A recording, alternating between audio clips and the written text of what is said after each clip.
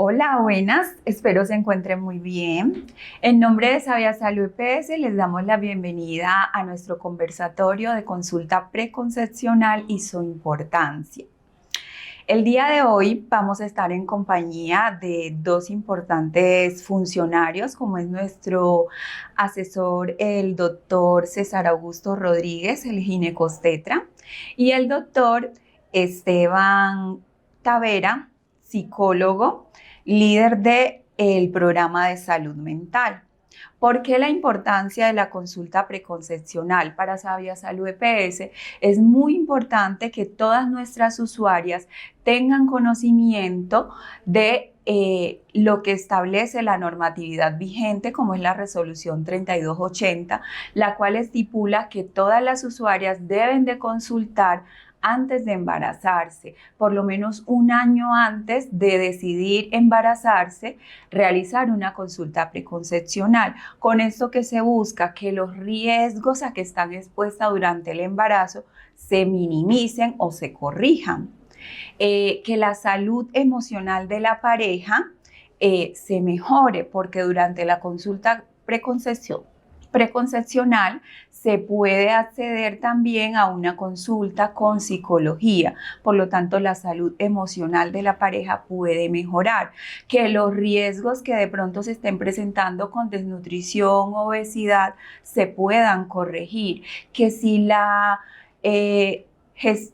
mujer tiene alguna enfermedad preexistente, que tenga problemas de hipertensión, diabetes o cualquier tipo de enfermedad, esta se pueda corregir de forma oportuna y que el proceso de gestación tenga una terminación feliz para la madre y el bebé.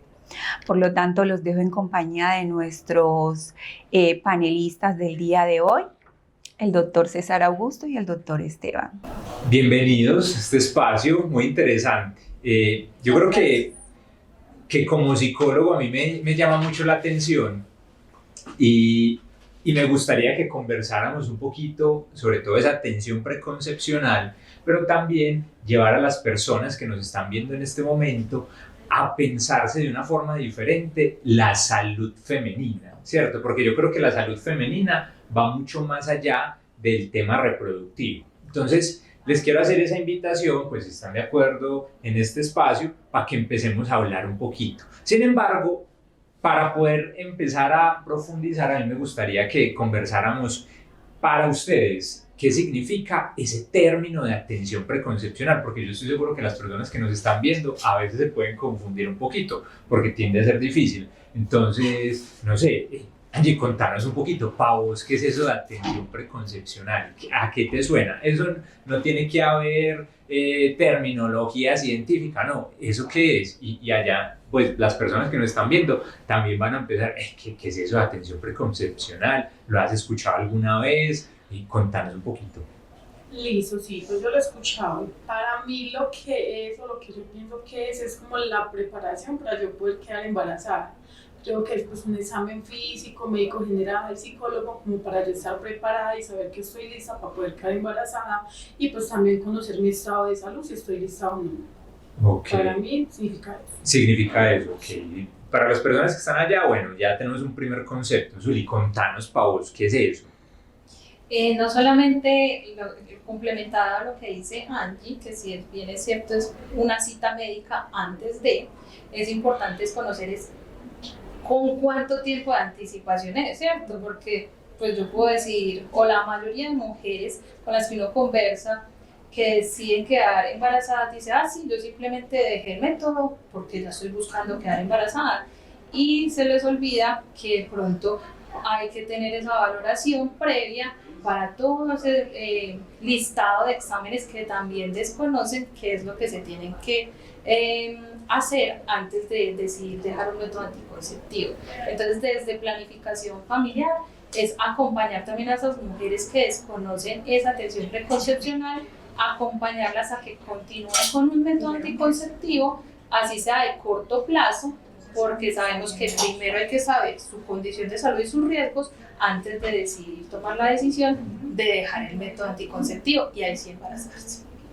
Zuli, ahí empiezas a poner una terminología muy interesante, pues además de ese complemento que le das a Angie, empezás a hablar de métodos, de un tema de anticonceptivos, de los exámenes. Ya Angie nos dijo, bueno, hay un asunto físico también que hay que evaluar. Sin embargo, César, ¿cómo podríamos nosotros tener esa concepción de atención preconcepcional? ¿Qué nos puedes decir, hombre, al respecto? Tratemos de hacerlo en palabras claras y sencillas. Entonces, la atención preconcepcional, como yo la entiendo, es la atención que se brinda a una mujer joven previa a su proceso reproductivo y al deseo de proceso reproductivo. Sí. Entonces, ¿qué se busca con esto? Se busca con esto, como ya lo manifestaron ustedes claramente, detectar posibles enfermedades que puedan influir en un embarazo o que lo puedan complicar. Entonces, en ese orden de ideas, toda mujer que planea un embarazo a corto tiempo, entendiendo como corto tiempo 1 año, debería acceder a una consulta preconcepcional, verificar su estado de salud y una vez verificado su estado de salud, buscar la gestación previa asesoría de personal médico y paramédico. El personal médico no tiene que ser necesariamente especialista, puede ser un médico general o puede ser un médico especialista dependiendo de la calidad de la salud de la paciente que consulta. Pero también existe otro tipo de personal que hace muy importante el manejo de la consulta preconcepcional. ¿Cuáles son?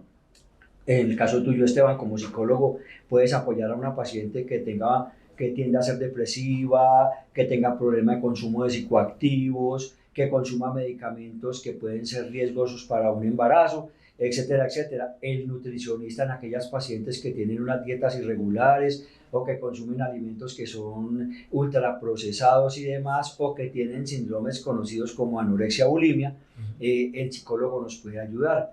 Los odontólogos también pueden ayudar mucho en aquellas pacientes que tienen problemas de caries, pulpitis, etcétera. Eso puede integralmente manejar la salud de la mujer, y en algunos casos con patologías o con enfermedades delicadas podemos hacer uso tanto del ginecólogo como de otras especialidades para ayudarles a nuestras pacientes. Por ejemplo, si una paciente tiene una enfermedad grave del corazón, es importante que la vea el ginecólogo, es importante que la vea el médico internista y en algunos casos inclusive el cardiólogo. Y en otras ocasiones se puede requerir una cirugía previa para mejorar la condición de la señora y llevarla al embarazo en las mejores condiciones posibles, dado que generar procesos quirúrgicos en el embarazo es mucho más riesgoso para una mujer que hacerlo previo al embarazo, con una pequeña diferencia. Mientras la mujer no esté embarazada no tenemos afán, podemos hacer todo, podemos planearlo y llevarlo de la mejor manera. En el embarazo ya todo hay que hacerlo sobre el camino, porque ya tenemos una personita que viene en el camino y que nos va a generar dificultades tanto en el manejo quirúrgico de una paciente como en el manejo de los medicamentos que se utilizan para darle anestesia. Entonces, por eso es importante. ¿Y eso en qué se va a ver más adelante? Hay unas causas desafortunadamente, en un proceso reproductivo, en las mujeres tratando de dar vida, digamos que hay un indicador de mortalidad. Desafortunadamente, algunas mujeres mueren durante el proceso reproductivo y se consideran muertes maternas directas y muertes maternas indirectas. Muertes maternas directas es las que se dan de una mujer que se embarazó. Por ejemplo, la presión alta en el embarazo solo le da a las mujeres que se embarazan. Una presión alta en el embarazo no le da a una mujer que no se embaraza. ¿Listo? Una hemorragia posparto le da a una mujer embarazada, no le da a una mujer que no se embaraza. Una infección posterior al parto le da a una mujer embarazada, no le da a una mujer que no se embaraza. Entonces, mientras la paciente no se embaraza, esas muertes directas no van a ocurrir. También hay otras muertes indirectas, que es estas pacientes que no sabían o que sabían que tenían una enfermedad, pero no sabían lo grave que era, y aún así se embarazan. Y al embarazarse, las enfermedades se complican como fenómeno secundario a los cambios que da el embarazo, se agravan y algunas de ellas desafortunadamente fallecen. Entonces, digamos que la consulta preconcepcional nos ayuda a detectar estas pacientes que tienen grave riesgo de complicarse o de morirse en el embarazo, como también nos ayuda a detectar las pacientes sanas para decirles, ánimo, todo va bien y vamos a empezar el proceso. Listo, pero entonces en aquellas pacientes que tienen enfermedades graves, nosotros las podemos intervenir previamente y llevarlas en las mejores condiciones posibles a una gestación para disminuir el riesgo de muerte por causas indirectas como son las cardiopatías, las infecciones urinarias, los problemas renales, los problemas hepáticos, la hipertensión, la diabetes y otras más. Okay. Creo que pues ese es como el punto donde la atención preconcepcional puede influir mucho en la salud de la mujer previamente a la gestación y en disminuir la cantidad de muertes que se presentan en pacientes que llegan con alguna enfermedad en el embarazo. Ok. Yo escuchándolos, a mí me llama mucho la atención, bueno, pues yo trabajo mucho el tema emocional, el tema, pues, para todos los psicólogos es muy complejo uno separar la mente del cuerpo, ¿cierto? Yo creo que es súper difícil uno empezar a mirar y las afecciones, claro, la mente enferma al cuerpo y el cuerpo enferma a la mente. Hay algo, César, que te quisiera preguntar y es, ¿en qué momento entonces uno puede empezar la atención preconcepcional? Es decir, a los 10 años, a los 14, ¿en qué momento? Lo ideal realmente para empezar la consulta preconcepcional es cuando una paciente dice, en el próximo año me quiero embarazar. Porque consideramos que un año es un término suficiente para evaluar a una paciente, estudiar su estado de salud y definir cuál es su riesgo, y la paciente es la que tiene que definir si acepta correr el riesgo o no acepta correrlo. Cuando acepta correr el riesgo, nosotros ¿qué le decimos? Listo, tu riesgo es bajo, vamos para adelante, tu riesgo es intermedio o tu riesgo es alto. Tu riesgo es alto, ¿quieres embarazarte? La paciente me puede decir, no me quiero embarazar porque puedo complicarme o morirme en el proceso. O otras mujeres dicen, es que en mi proyecto de vida está tener un bebé. Y nosotros la acompañamos en el proceso tratando de que corra el menor riesgo posible. En última instancia, es la paciente la que toma la decisión de embarazarse, si consideramos que un tiempo suficiente es un año. Como lo dijo Zuliana, esas pacientes en ese año, nosotros les vamos a hacer unos exámenes para tamizar algunas enfermedades frecuentes en las maternas, las estudiamos y las tratamos antes del embarazo. Mientras eso ocurre, les damos un método de planificación de corto plazo para poder hacer el estudio y que se embarace en el momento que esté correctamente estudiada, dándole ácido fólico para prevenir las enfermedades del tubo neural. Doctor César, yo tengo dos preguntas. La que quieras, claro. La primera, ¿eso genera algún costo? Entiendo que la EPS cubre la consulta inicial, que es una consulta de 30 minutos, y cubre una segunda consulta de 20 minutos al menos cubre eso. ¿Qué problemas hay? Por ejemplo, si ya la paciente requiere ir al cardiólogo, requiere ir a otro especialista, posiblemente sí se generen otro tipo de órdenes. Pero pues creo que dentro de la EPS nosotros estamos comprometidos con generar la posibilidad de facilitarle las cosas a las pacientes para que puedan acudir a las citas respectivas. Perfecto. Y la otra pregunta es, si yo llevo mucho tiempo planificando, ¿eso me puede generar complicaciones más adelante para tener el bebé o los medicamentos que esté tomando? No se la voy a responder yo, se la va a responder Zuliana. Zuliana, tú estás preguntando que si lleva mucho tiempo planificando, ¿eso le puede afectar su vida reproductiva? Bueno, en ese aspecto depende del método anticonceptivo con el que esté, ¿cierto? Los métodos de corto plazo, como decía el doctor, que son los hormonales combinados, son las pastillas, el inyectable mensual y el inyectable trimestral, y el implante subdérmico es un hormonal de una sola hormona, pero es de largo plazo, ¿cierto? Estos de corto plazo son la inyección que se pone pues cada mes o cada 3 meses, todos son reversibles y puede retornar la ovulación de la mujer desde el siguiente mes cuando son métodos de corto plazo, o alrededor de 2 meses o 3 meses cuando es la inyección trimestral, porque deja tener efecto alrededor de los 4 meses, que es lo que puede cubrir un inyectable trimestral. Pero decir de que hay usuarios que tienen la duda de que llevan 10 años planificando con inyectable mensual y que si eso va a afectar su fertilidad. Eso no va a afectar su fertilidad porque es reversible inmediato. Ya los que son de depósito, como el implante subdérmico, sí se puede demorar un poquito más de 1 mes en retornar nuevamente esa ovulación. ¿Y cuál otro método? El dispositivo intrauterino de levonorgestrel también se puede demorar un poquito más. De resto, el único que no son reversibles es la esterilización quirúrgica, ¿cierto? Si bien hay procedimientos que es volver a canalizar esas trompas, es más difícil que pueda funcionar, ¿cierto? ¿Y qué tan cierto es que a partir, cuando uno tiene la tubectomía, que a partir de los 40, con esa operación no puede quedar embarazada? que es un mito que dice. Después de los 40 uno puede quedar embarazada. Teniendo la tubectomía. La Dicen que tubectomía sí. puede fallar y puede fallar los primeros 2 años de realizarlo. Por eso las mujeres que se operan no quiere decir que entonces no vuelvan a la consulta de planificación familiar. Las mujeres que se operan deben tener su consulta postcirugía a la semana de realizarse de la tubectomía, al año y luego al siguiente año, o sea, por 2 años. Porque la tubectomía no hay manera de identificar que quedó bien hecha, ¿cierto? Entonces, igual en esas consultas se le suministra preservativos a las usuarias, se le indica que también de todas maneras, aunque es un método definitivo, puede fallar, y el definitivo que no falla y que se puede verificar es la vasectomía, porque se le hace un espermograma al hombre a los 3 meses y al año. Sí, exacto. Y pues complementando un poquito, la tubectomía puede fallar en una de 200 mujeres, o sea que realmente es un método muy seguro.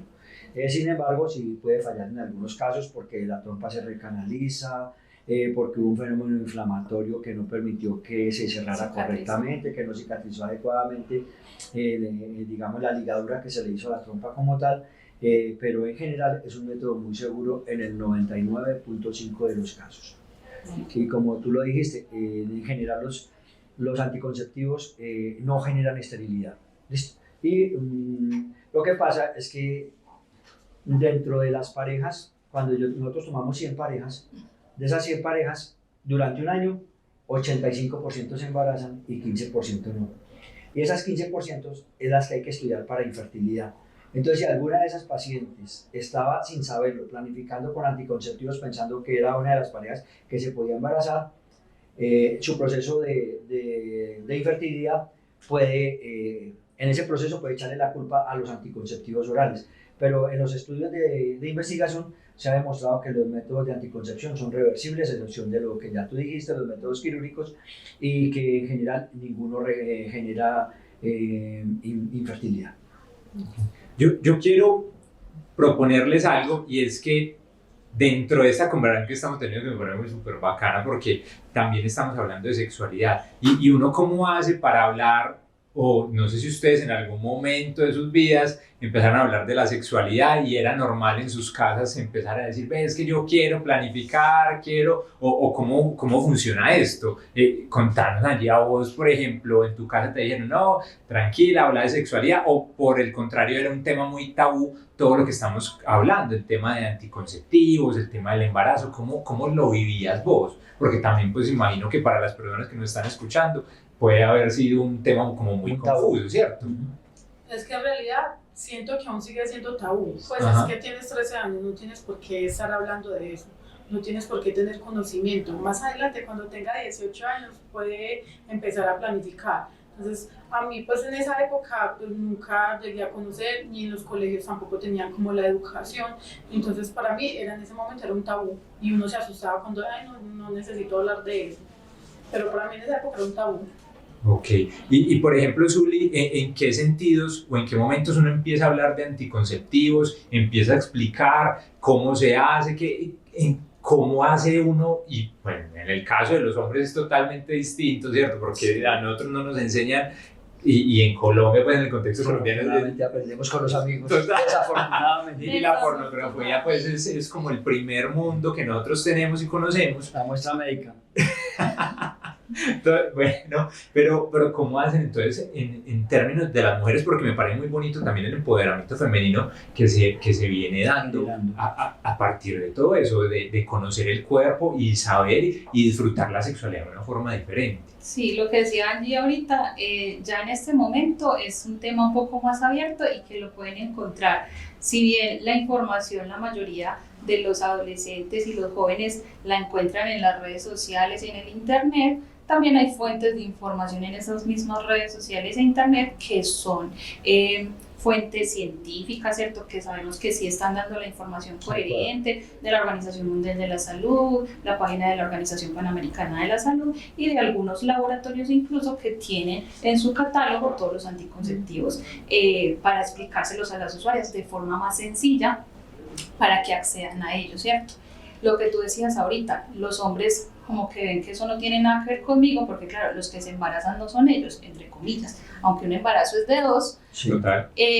La consulta de planificación familiar es para hombres y mujeres, solo que es falta información y falta hacerle llegar ese conocimiento a los niños, a los adolescentes, que ellos también tienen parte importante, porque no solo hablamos de reproducción, sino también de prevención de infecciones de transmisión sexual, ¿cierto? Entonces hay que decirles, venga, vayan a la consulta porque les van a dar condones, te van a dar condones para todo el mes y los puedes seguir reclamando mes a mes mientras tu fórmula esté vigente, y así te vas a cuidar de infecciones de transmisión sexual, y adicional vas a prevenir embarazar a tu novia. Claro, y yo creo, Zuli, adicional a esto, también hay unos conceptos de sexualidad muy complejos, ¿cierto? Como que dentro de las creencias que tenemos los seres humanos, ¿cierto? Porque todos los seres humanos tenemos creencias, bueno, o al menos nosotros desde la psicología que estudiamos mucho el cuento, ¿cuáles eran esas principales creencias? O mejor, ¿cuáles son esos mitos que hay dentro de la atención preconcepcional y dentro de este tema anticonceptivo? César, ¿qué nos puedes contar un poquito? Alguna vez me llegó una niña de 14, 15 años embarazada, y la primera pregunta que me hizo fue: doctor, pero luego no habían dicho que en la primera relación sexual uno no se embarazaba. Ajá. Entonces ese es un mito, ¿no es cierto? Hay muchas mujeres que piensan que en la primera relación sexual no hay embarazo. Entonces eso y muchos otros mitos desafortunadamente no permiten un empoderamiento adecuado para prevenir un embarazo no deseado. Pero hay una cosa que tú tocas que me parece muy importante, y es las infecciones de transmisión sexual. Mi concepto es es personal, y es cuando uno se acuesta con otra persona y tiene una relación sexual sin condón, se está acostando con toda su historia reproductiva y con toda su historia sexual. Y hay un problema. Hay múltiples infecciones de transmisión sexual y posiblemente la mitad de ellas no tienen cura. Tienen tratamiento, pero no cura. Un paciente con VIH se trata, pero yo no le puedo decir por ahora, no sabemos más adelante si encontremos medicamentos que sean capaces de matar el virus. Le puedo decir que está tratado, pero no le puedo decir que está curado. Una paciente con herpes o un joven con herpes, le puedo decir que está tratado, pero no le puedo decir que está curado. Y eso le va a afectar la vida, porque no sabemos cuándo se le va a reactivar y cómo va a afectar a la pareja que tiene ahora, o a la que va a tener en 6 meses, o a su esposa más adelante cuando aparezca con lesiones con herpes que sean transmitidas por él. Entonces, eso es un problema. Otro problema, el papilomavirus humano. Afortunadamente con la vacuna se ha venido controlando, pero es una infección que como infección no tiene tratamiento, tiene prevención a través de la vacuna, pero es otra patología que no tiene cura, el cáncer de cervix, en el caso de los hombres cáncer de pene. Entonces son enfermedades que no tienen cura. Entonces digamos que hay que decirle a los jóvenes que la sexualidad es importante y es un complemento de la vida y es algo de las cosas bonitas de la vida, pero como todo en la vida, si usted la sabe vivir, la puede disfrutar de la mejor manera posible con su pareja, con responsabilidad y teniendo en cuenta los riesgos que está corriendo. O puede hacer como la persona que no sabe para dónde va, que se monta a un bus y cualquiera le sirve, ¿no es cierto?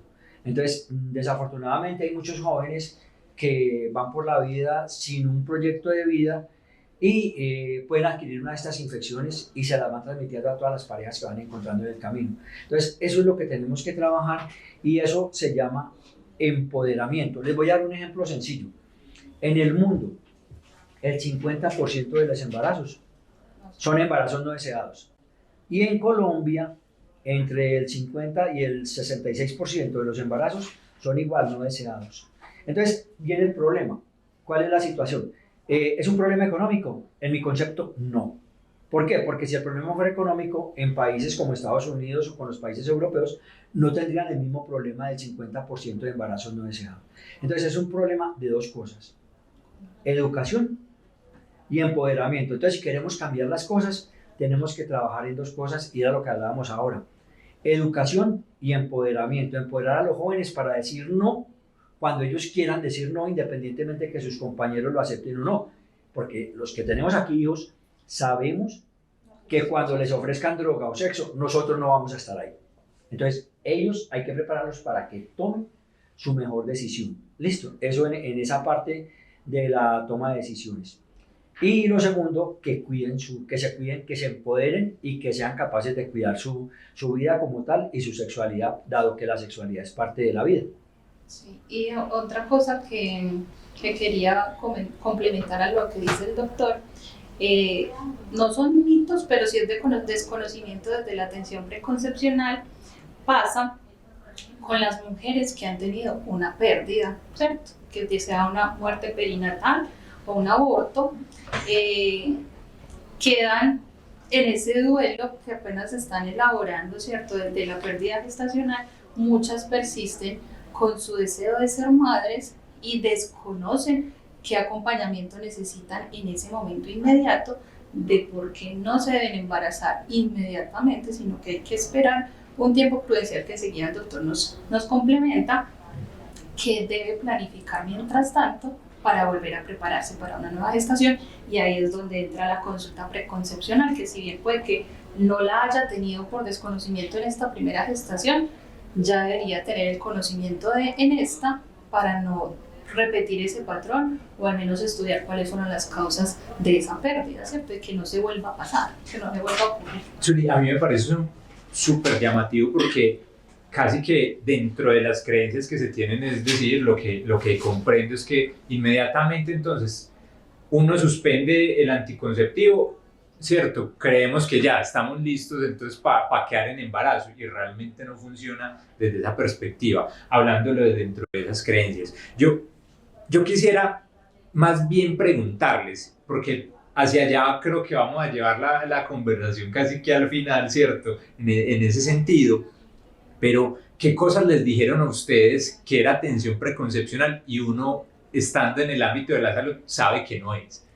¿Qué podrías decir, Angie? Es decir, como que, ve, yo tenía esta creencia y definitivamente la cambié, porque quizás muchas de las personas que están viendo, pues también tienen esas ideas cerradas. Tú lo hablabas ahorita, eso tiene un costo, ¿será que eso es costoso, que esto está incluido? Contanos un poquito. Pues a mí me cambia total la historia, porque yo no tenía conocimiento de qué era. Yo me vine a dar de cuenta de qué era cuando, pues como el conocimiento de toda la EPS, cuando iba a mis citas, pero como tal, yo chiquita o adolescente, yo nunca, pues, no sabía qué era eso. Como les veníamos diciendo, el mito, o sea, el mito o lo que nos decían nuestros padres, no puedes saber más de ahí. Entonces, cuando uno, pues, digamos que llega al conocimiento y va a sus citas y le pregunta, pues, uno al ginecólogo o a los médicos en esos momentos especialistas, ya usted sabe qué es quedar embarazada, qué son métodos de planificación, qué son como todo lo que tienes que hacer, porque es que, como dice usted, o sea, no es solamente decir, dejo de planificar y ya no, es que va mucho más allá, es hacer todo ese proceso que uno dice, en realidad quiero quedar embarazada, o en realidad quiero seguir con ese proceso, porque no es solamente ya, quiero estar y ya. Pues para mí. Y que también hay unas condiciones físicas que se deben cumplir, ¿cierto? Y no todos los métodos anticonceptivos sirven para todas las personas, ¿cierto? Que eso también yo creo que es uno de los mitos que hay por ahí, es que no, a mí me sirve universalmente, ¿cierto? Porque también hay casos que la tubectomía, que ha pasado, ¿cierto? Y ha fallado. Y ha fallado, y hay cosas que fallan, ¿cierto? Entonces las personas empezamos a contarlo desde ahí. A mí me parece muy bonito porque desde la psicología nosotros acompañamos esos proyectos de vida, ¿cierto? Y también hay personas que no quieren quedar en embarazo, ¿cierto? Y hay personas que dicen, no, definitivamente yo no quisiera, ¿sí? ¿Cómo acompañar su vida a esas personas? Es decir, yo no quiero quedar en embarazo y no lo quiero hacer, ¿cierto? Que también se vuelve mucho más complejo cuando uno dice, ay, sí quiero quedar en embarazo, que ahorita esa pregunta va para César, contanos un poquito. Bueno, desde enfermería se acompaña todo el proceso a las personas en su ciclo vital y en la etapa reproductiva. Una mujer es reproductiva desde que llega a la menstruación, ¿cierto? Y eso puede ocurrir a los 10 años, 11 años, 12 años, 14 años, 15 años. Entonces, ese acompañamiento empieza desde muy temprano, ¿cierto? Y hay que a las mujeres que deciden no quedar embarazadas o que no quieren una gestación o un hijo, no necesariamente le tengo que decir opérese, ¿cierto? Porque esa es la comúnmente y socialmente, si usted está tan segura que no quiere quedar embarazada, pues sí, opérese. Que eso le dicen a todos, sí, total. Eso, y puede pasar que lo decidan a los 18 años, aquí en Colombia, Las mujeres solo se pueden operar cuando son mayores de edad. Y si lo decía a los 18 años, puede que se arrepienta a los 30. ¿Cierto? O sea, a los 30 cambió su proyecto de vida. Como tú lo hablabas ahorita, el proyecto de vida no es algo estático, no es algo muy dinámico que te puede cambiar de acuerdo al compañero de vida con el que estás, si ya cambiaron tus creencias, ¿cierto? Dentro no sé, la curiosidad maternal, entonces puede pasar. Entonces ahí en ese acompañamiento es muy clave la asesoría de planificación familiar, ¿cierto? La asesoría de planificación familiar, donde se acompaña y se asesora según sus criterios de elegibilidad, cuál es el método mejor para esa usuaria y que lo use bien, para que no vaya a tener un fallo de un embarazo no deseado. Y esas asesorías las da la EPS puntualmente. Son gratis, y también aclaro que todas las atenciones que tú preguntabas ahorita, las atenciones preconcepcionales, no tiene ningún costo, al igual que las asesorías de planificación familiar y el suministro de método anticonceptivo. Ningún método anticonceptivo tiene ningún costo para los usuarios. Ok, César, contanos entonces uno cómo acompaña, es decir, listo, tomé la decisión, quiero quedar en embarazo, ahí uno qué hace, como médico, ¿vos qué recomiendas? Primero, quiero también hacer un comentario para complementar lo que dijo Suleana. Y es que en general, cuando una paciente desea planificar, en las pacientes sanas, el método de planificación lo define la paciente. Porque puede ser que a mí como médico me guste el dispositivo de Levonorgestrel, pero a la paciente le gustan los anticonceptivos orales y se siente bien con los anticonceptivos orales. Cuando yo le mando el método que a mí me guste, ella no va a estar cómoda. Entonces, cuando la paciente es sana y puede utilizar cualquier método, el mejor método es el que ella escoja. Así como yo como ginecólogo piense que de pronto no es el mejor método para ella, pero si ella se siente bien, lo va a utilizar y es adherente, es el mejor método para ella. En las pacientes con enfermedad, sí, el acompañamiento médico es importante porque hay algunas sustancias, algunas hormonas e inclusive algunos dispositivos que están contraindicados en algunas de las enfermedades que pueden sufrir las mujeres que se quieren embarazar. Entonces, en ese orden o que no se quieren embarazar en este caso antes de pensar en atención preconcepcional. Entonces, en ese caso, sí se requiere el apoyo del médico y explicarle muy bien los beneficios y los riesgos que tiene cada uno de los métodos, que también se debe hacer así la paciente defina que su método es este, pero ella debe saber qué métodos le convienen, qué métodos son los mejores y qué métodos no, independientemente de la elección que tome. Ahora sí me decías que en una mujer que ya tomó la decisión, ya dijo, no, yo ya voy a suspender y ya estamos casi que preparados, uno como acompaña. Listo, entonces básicamente lo que se hace con ella es, uno se sienta, hace una primera consulta de 30 minutos, en esa consulta de 30 minutos yo hago algunas indagaciones, le pregunto sobre sus padres, sobre su vida personal, sobre sus ciclos menstruales, las enfermedades que ha tenido, si hay alguna enfermedad hereditaria que venga en la familia, y después de hacer todo ese tipo de interrogatorio, la examino, reviso la presión que esté bien, evalúo que no sea una paciente que tenga alguna alteración cardíaca que no haya detectado, alguna anomalía física, indago también que en la familia no haya historial de diabetes o cosas por el estilo, y una vez yo he detectado que la paciente no presenta ninguna alteración, le ordeno unos exámenes que son básicamente muy similares a los del control prenatal, pero los mando antes de embarazarse y la cito en un mes. En un mes la recibo los exámenes y con esos exámenes y con el examen que yo ya hice voy a definir un programa para ella. Entonces, los exámenes salieron bien y no hay historia de ninguna alteración, entonces básicamente ya le ordeno ácido fólico para prevenir los problemas del tubo neural abierto, que básicamente se previenen con ácido fólico y es una maravilla, una de las mejores invenciones de la medicina. Y ya después de 12 semanas que empiece a tener lo que llamamos nosotros calendario coital. ¿Qué es calendario coital? Entonces básicamente calendario coital es, la paciente sabe más o menos en qué momento del mes está ovulando y en ese momento tener las relaciones sexuales con el fin de que el óvulo una vez sale, una vez liberado el óvulo, se encuentre con el espermatozoide y se pueda generar una gestación en las mejores condiciones posibles. Se les recomienda que evite el consumo de psicoactivos, que evite el consumo de licor, que evite hasta donde sea posible el trasnocho, ¿no es cierto? Porque pues si trabaja en turnos de noche pues va a ser más difícil, pero en lo posible que evite el trasnocho, evite el licor, evite los excesos, evite el consumo de psicoactivos, evite el consumo de cigarrillos y lograr el embarazo en las mejores condiciones posibles. Cuando esto se logra de esa manera, la probabilidad de pérdida es mucho menor que cuando es al azar, cuando todo ocurre al azar.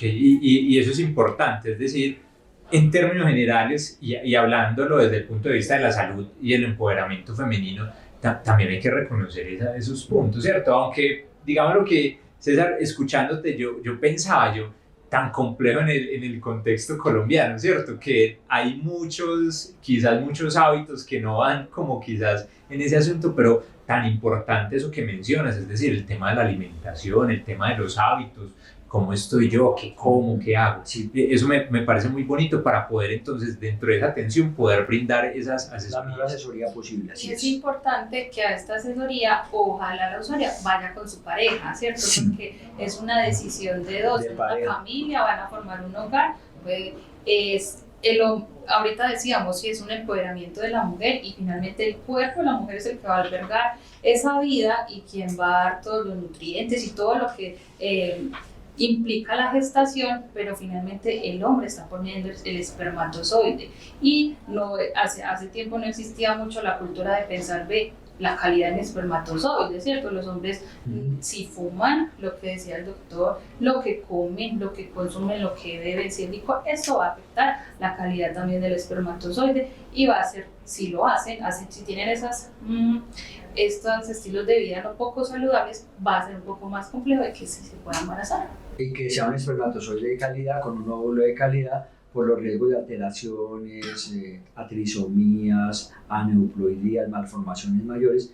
Entonces, todo ese riesgo se corre menos cuando se evita todo este tipo de noxas y de riesgos, como son el trasnocho, la ingesta de licor, la ingesta de psicoactivos y otras actividades que son inadecuadas, como por ejemplo las fiestas múltiples, con parejas múltiples, que son un riesgo para la salud de todos los que utilizan ese tipo de prácticas. Ok. Yo quiero que vayamos cerrando y quiero hacerte una pregunta, Angie, que está muy ligada, es decir, cuando tú empezaste el tema de uso de anticonceptivos, el tema de la pareja, ¿cómo fue ese apoyo familiar? Porque ahorita César lo mencionaba y considero muy importante y transversal el tema del acompañamiento en familia también, si es aceptado o no. ¿Cómo fue ese acompañamiento? ¿Qué encontraste vos ahí en tu familia que dijeras, les puedo decir, no les puedo decir? Porque yo creo que es la realidad de casi la gran mayoría de las personas. Bueno, pues digamos que contándole mis historias, yo estoy operada, yo tengo la tubertomía y ahí es algo muy difícil porque claramente la familia quiere nietos, sobrinos, de todo. Entonces, digamos que de cierta forma mi mamá quería ser abuela, pues, totalmente Le triste. tocó resignarse, Claro, pues. pero pues era mi decisión. Pero el apoyo lo tuve tanto por mi pareja y tanto por mi familia. Me dijeron, no, pues si es tu decisión, te apoyamos. Tanto que me llevaron a la cirugía, estuvieron conmigo a mano, me dijeron, ¿estás segura? Y yo, estoy segura, pero familiarmente y tanto mi pareja tuve un apoyo total. Claro, porque quizás si hubiera sido otra historia totalmente distinta, bueno, no lo contarías con tanta naturalidad. Yo creo que el grupo familiar también es parte importante. Me permites, yo quería comentar algo que he visto a través del tiempo, porque pues yo ya no me cocino en dos aguas, entonces me ha tocado ver varias generaciones de jóvenes, ¿no es cierto? Y en la generación de mi padre y mi madre, digamos que el rol del padre era el padre proveedor y trabajador, y la madre era la madre del hogar. Y eran en general familias de 5 o 7 hijos, aquí en Antioquia más, 9, 11, ¿no es cierto? Y más. Pero eso ha venido cambiando. Y eso cambió, les voy a decir desde cuándo. Desde cuando aparecieron los anticonceptivos. Cuando aparecieron los anticonceptivos, los roles empezaron a cambiar y la mujer pudo estudiar, se pudo preparar y empezó a definir que ella también podía ser cabeza de familia. Y eso nos ha permitido empoderar a la mujer. Y ustedes ven que los proyectos de vida de las jóvenes ahora, muchas no desean tener hijos y eso está bien. Si no desean, pues está muy bien. Muchas desean tener uno, la mayoría 1 o 2 y muy pocas quieren tener varios hijos. Entonces, digamos que los roles han venido cambiando y yo pienso que lo que ha ayudado para que todo eso cambie fue la aparición de la anticoncepción, porque ha permitido a las mujeres generar su proyecto de vida. Y les comento, yo trabajo en alguna parte en educación en medicina y los grupos en general siempre son más numerosos en mujeres que en hombres. Entonces, eso nos muestra qué tan empoderada está la mujer, porque es muy factible que en un futuro de 5 a 10 años vamos a tener muchas más médicas mujeres que hombres, y lo cual está muy bien porque está demostrando que la mujer tiene una capacidad adecuada para ejercer su rol como profesional y también, si lo desea, como mamá y como jefe de un hogar.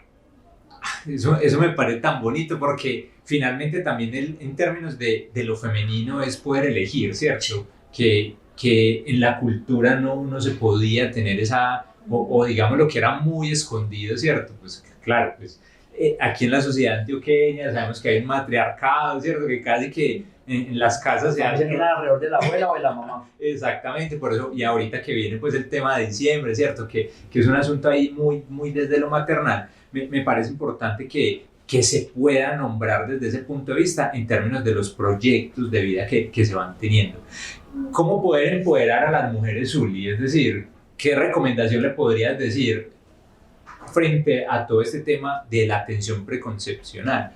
Pues El poder está desde el conocimiento, lo que decía el doctor desde el principio. Empoderamiento y educación van de la mano. Eso no necesariamente quiere decir que tenga la usuaria que ser bachiller, universitaria, para conocer primero su cuerpo, sus derechos sexuales y reproductivos, ¿cierto? También el sistema de salud, conocer el sistema de salud bueno, aquí tengo derecho, puedo pedirlo esto al médico, ¿cierto? Todas esas dudas poderlas llevar, no solamente tener el conocimiento de lo que le diga la amiga, la mamá o la familia, sino siempre llevar esas dudas y preguntas al profesional que la atienda, ¿cierto? Y cualquier espacio es una oportunidad. Para las mujeres que están en edad fértil, hasta los 50 y tantos años, todos los espacios son oportunidad y todos los espacios de acercamiento al sistema de salud, sea que la esté atendiendo un psicólogo, sea que esté poniéndose una vacuna en el servicio de vacunación con la auxiliar vacunadora, sea que sea con la enfermera o con el médico, esas oportunidades de preguntarle, pues para los que somos profesionales de la salud, siempre preguntarle sobre su proyecto de vida, su intención reproductiva a corto plazo y su método anticonceptivo, ¿cierto? Y para las usuarias, manejar o vivir este empoderamiento es desde el poder tener esa confianza de preguntar y de poder tener este conocimiento desde la mejor fuente. A mí me gusta mucho esa palabra, conocimiento. El conocimiento es poder, ¿cierto? Entonces yo creo que definitivamente conocer mucho lo que ustedes mencionaban, el tema de las enfermedades de transmisión sexual, todo lo que tiene que ver información sobre el embarazo, que para mí es muy revelador porque muchas veces uno le dice, no, hágale, ¿cierto? Inclusive lo que decías ahorita es el calendario coital, ¿cierto? Porque uno dice, no, eso en cualquier momento, y definitivamente hay unos tiempos y unos espacios en los cuales también puede ser más factible. César, para concluir, ¿qué recomendación podrías hacernos y a todas las personas que nos ven sobre la atención preconcepcional? Sí, con respecto a la atención preconcepcional, digamos que dentro de las recomendaciones más importantes está planear, ¿no? Planear si yo tengo mi pareja, planear cuánto tiempo vamos a trabajar, como tener unas condiciones más o menos óptimas, porque si nosotros decidimos que vamos a esperar el momento adecuado para embarazarse, no va a pasar, porque todos tenemos dificultades. Llega la deuda, llega el choque del carro, perdimos un familiar importante, pero tener unas condiciones más o menos adecuadas, planearlo y definirlo acompañado lógicamente con el personal de la salud. Figúrense que la consulta preconcepcional está en el programa de salud en la RIA 3280 desde el 2 de agosto del 2018. Ese día se implementó la RIA y llevamos 7 años y todavía no tenemos programas gruesos, adecuados de atención preconcepcional. Todavía encontramos la gran mayoría de las pacientes que evaluamos porque tuvieron una complicación, porque fallecieron o por alguna otra enfermedad que estemos analizando, encontramos que la gran mayoría no tuvieron atención preconcepcional. Entonces es algo que a través de la educación, a través de estos foros, a través de estas reuniones tenemos que motivar, porque es algo positivo para las mujeres que desean un embarazo. Necesitamos más hijos queridos, ¿no es cierto? No necesitamos el 50% de mujeres que no se querían embarazar y se embarazaron. Queremos que ojalá el 90 al 100% de las mujeres que se embarazan son porque querían tener un hijo, es un hijo querido por ella y en lo posible por su pareja. Entonces, eso es lo que queremos, eso va a mejorar las condiciones a futuro y va a mejorar las condiciones de esta sociedad y va a ser una sociedad más solidaria y que le permita a las personas poder ejercer una vida adecuada, llevar una vida adecuada, ejercer adecuadamente su sexualidad y cumplir sus proyectos de vida. Entonces, la recomendación mía es cuando las pacientes y ojalá con sus parejas decidan tener un hijo, buscar la ayuda de la atención preconcepcional, que ese estudio lo que va a generar es un beneficio y no va a tener ningún riesgo o complicación para su vida posterior.